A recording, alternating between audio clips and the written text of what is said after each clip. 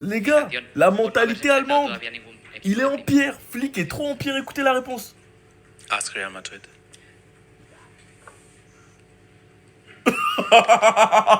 Pour ceux qui n'ont pas compris, on lui demande qu'est-ce qu'il pense de ceux qui minimisent le parcours du Barça qui n'a pas encore affronté d'équipe de Liga en Coupe du Roi. Flick a dit, demandez au Real Madrid. À la guerre comme à la guerre. Corbeloa il déclare que Negreira je sais pas quoi. Tu tires, on tire. C'est ça maintenant en 2026. Ensuite, il a parlé des blessures de Rafinha et Rashford. Il a dit que ça fait pas plaisir, mais qu'il faut y aller pas à pas. Que Rashford a mal au genou, que Rafinha ressent quelques trucs dans le muscle, donc faut les reposer. Il espère que le terrain demain sera bon. Il rappelle la très grosse confrontation de la saison dernière en expliquant qu'il ne faut pas oublier que la saison dernière a été difficile. Le match contre l'Atlético a été incroyable, mais il reste plus que 2 matchs, 180 minutes au total. Nous sommes prêts. Il a expliqué que Koundé est un professionnel malgré sa méforme. Il a fait les éloges de Lamine Yamal en parlant de ses méthodes de travail et de comment il gère certaines choses malgré la pression. Et il a applaudi le courage de Araujo qui a su parler de ses problèmes et qui maintenant va mieux. Enfin bref, sinon vous les gars, vous en pensez quoi? Ramenez-vous sur cette impatience ennui. Attendez. J-1 avant le match Atlético Madrid contre le Barça, on a eu le droit à quelques infos. Alors pour commencer, mauvaise nouvelle, Marcus Rashford ressent une gêne au genou gauche suite à un coup reçu lors du match contre Mallorca. Il est forfait contre l'Atlético Madrid. Demain soir au Metropolitano, ça veut dire qu'on n'aura pas de Pedri, pas de Rafinha et pas de Rashford. Hansi Flick en conférence de presse, ces 2 matchs détermineront qui se qualifiera pour la finale. Et je pense que c'est notre objectif, ainsi que celui de l'Atlético. Et si vous vous souvenez de la saison dernière, c'était difficile aussi et nous avons joué le match aller à domicile. Un match incroyable avec un score lourd. Le fait de ne pas affronter des équipes de la Liga enlève-t-il quelques mérites à l'atteinte des demi-finales de la Copa del Rey? Demandez au Real Madrid si c'est facile d'affronter des équipes de deuxième division. Ça tire, mais est-ce qu'il a menti en vrai? Est-ce qu'il a menti? Demandez au Real Madrid les gars. Nous devons tous respecter les équipes de deuxième ou troisième division car elles ont très bien joué. C'est la coupe et elles sont également qualifiées et peuvent gagner leur match. Et il a 100% raison. Félicitations à Albacete d'avoir éliminé le Celta et le grand Real Madrid. Tout le monde au club a soutenu Araujo. Il a été très fort de montrer ce qui lui est arrivé dans un moment pareil. Nous devons mieux prendre soin des joueurs et des entraîneurs. Il s'est exprimé également à propos des absences de Rafinha et Rashford. Je ne suis pas content mais nous devons prendre soin d'eux. On verra bien quel sera le 11 de Hansi Flick demain. Peut-être qu'il mettra Olmo à gauche, peut-être qu'il mettra Fermin. Mais en tout cas, je reste quand même confiant car ça va se jouer sur 2 matchs. Pour moi, Koundé est toujours concentré mais nous sommes tous humains et il lui arrive de ne pas être au meilleur de sa forme. Il donne toujours le meilleur de lui-même, son attitude et son mental sont exemplaires. Ce sera un match difficile demain car c'est une équipe fantastique. Demain soir, Koundé va nous pondre une masterclass. Retenez bien ça. Bref, en tout cas, rendez-vous demain pour le match qui sera à 21h. Et s'il vous plaît le Barça, pas le droit à l'erreur. Oh, mais non! Mince! Mince! Oh là là!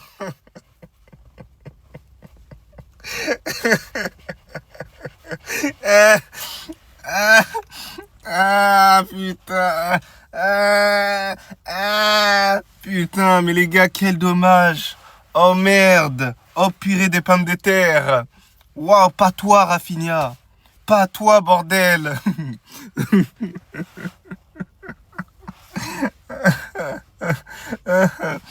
C'est dommage les gars, c'est dommage. Rafinha est pratiquement forfait pour affronter l'Atlético de Madrid jeudi. Et là, comment vous dire que c'est une mauvaise nouvelle les gars, pour le Barça, vous connaissez, je suis tellement triste, tellement triste. Il méritait d'avoir le ballon d'or. Ouais. Et là, il va pas jouer ce match important, primordial. Le meilleur joueur du FC Barcelone. Non, l'Atlético de Madrid va partir en finale, les gars. Vous avez mal, les Barcelonais? C'est comme ça, c'est la vie. C'est la vie, c'est tout. Donc, en espérant que il va bien, alhamdoulilah, il a la santé. Mais c'est dommage. C'est dommage, la famille. C'est dommage.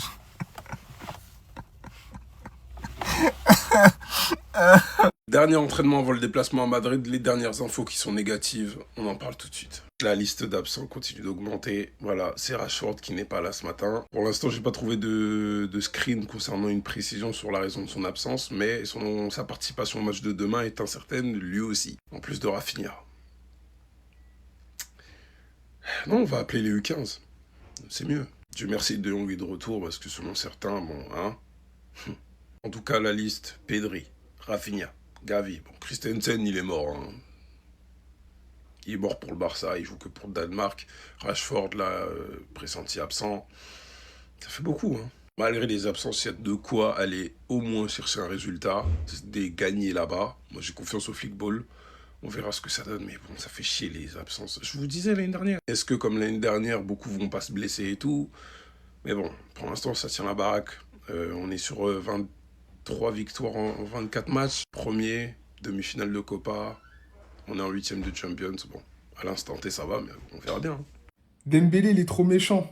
En fait, à ce stade-là, c'est plus du trash talking. C'est du real talking, tellement il dit la vérité. Ligue 1 Plus va sortir le divertissement de l'année. Vendredi 18h, le film du Classico, ce qu'on n'a pas vu, ça va être dévoilé. Et apparemment, il y a eu un échange entre Dembélé et Højbjerg pendant le match. Dembélé lui a dit cache pistache. Balerdi, il est nul.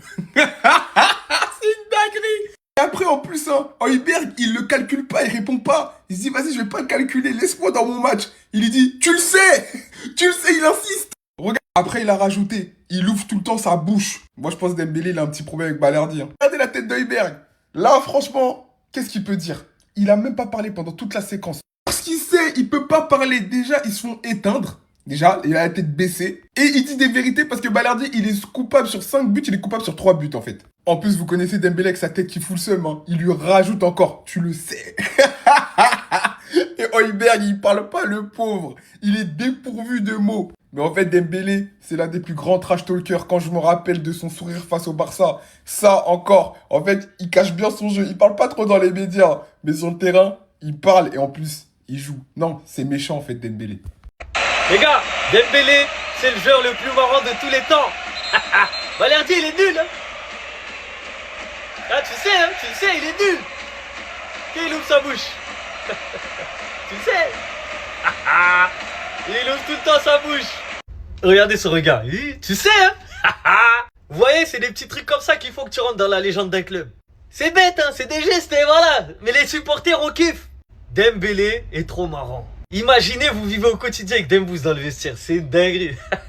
Et puis Højbjerg, il sait pas quoi répondre, hein. Il essaye même pas de se rebeller, il fait même pas semblant, tais-toi, rien. Lui-même, il est d'accord en vrai, il est d'accord avec ce qu'il dit. Balerdi, il est nul.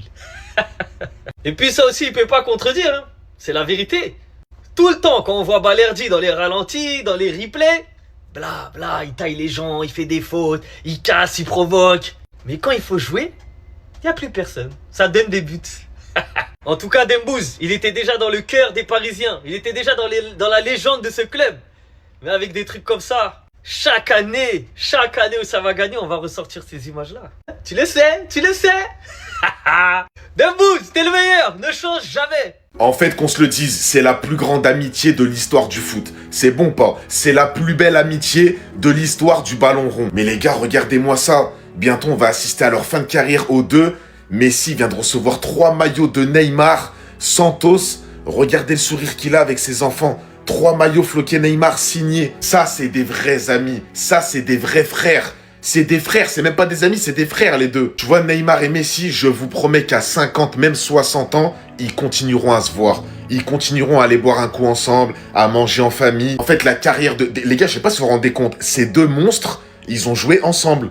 Et ils ont tout pété ensemble. Même s'ils ont gagné qu'une Ligue des Champions, ils nous ont tellement marqués, on s'en rappellera tout le temps. Carrément, tellement ils se kiffaient les gars sur le terrain, je suis sûr et certain que Messi il a rejoint le PSG aussi parce qu'il y avait Neymar. Il y aurait pas Neymar au PSG, je suis sûr il serait pas allé au PSG. Il y en a beaucoup des footballeurs des fois qui disent dans le football, il n'y a pas d'amis, c'est que des collègues, on joue juste au foot ensemble et après ciao. Mais là non, ils nous prouvent le contraire les deux. Neymar, Messi, Suarez, c'est une vraie amitié. C'est un trio qui ne mourra jamais. C'est tellement dommage qu'il n'y a pas les trois à l'Inter Miami et on se serait régalé. Soyez honnête, soyez honnête. En 2018, on te montre cette photo. On vient de voir, on te dit, pour toi, qui sera Ballon d'Or dans les prochaines années? Tu dis qui? Là, sur cette photo, mais la photo, elle est tellement méchante. Déjà, il y a Mbappé, version 19 ans. Tu te dis, à cette époque-là, on disait tous, il va prendre 3 ou 4 ballons d'or. T'as Pogba 2018, il joue à Manchester, il était quand même en pleine forme. T'as Griezmann à son meilleur niveau,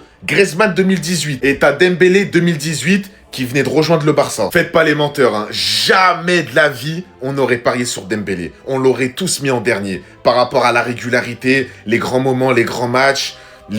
Tout, Griezmann au-dessus, Pogba au-dessus, Mbappé au-dessus. Moi, je vous dis la vérité, j'aurais dit Mbappé, Griezmann, parce que Griezmann, il a quand même fini dans le top 3 plusieurs fois. J'aurais dit Pogba et après Dembélé. Pour moi, dans aucun monde, Dembélé allait avoir le ballon d'or. Dembélé, c'est un joueur, on était tous d'accord, potentiel de fou, il pouvait faire de grandes choses, mais pas assez régulier, il pouvait pas tenir sur toute une saison, et il nous a prouvé le contraire. Et c'est vraiment là que tu vois que le foot, ça veut rien dire et ça peut aller tellement vite que tu t'en rends même pas compte.